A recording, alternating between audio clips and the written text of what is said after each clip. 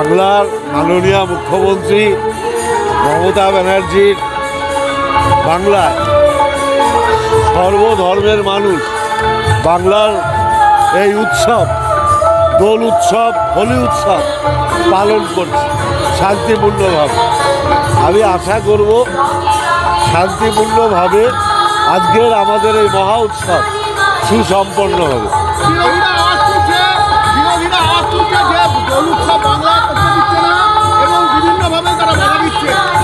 বিরোধীরা টিভির পর্দায় আছে, মাঠে ময়দানে নেই। একজন কেউ দেখবেন না বাঙালির এই উৎসব পালন করতে মাঠে আছে, মানুষের সাথে আছে, কোনো বিরোধী কেউ নেই। আবার বসন্ত উৎসবে অমরাবতী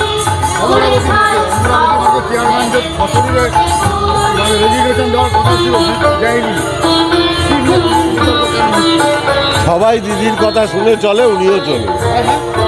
সবাই মমতা ব্যানার্জির নির্দেশ মেনে চলে, উনিও মানবে।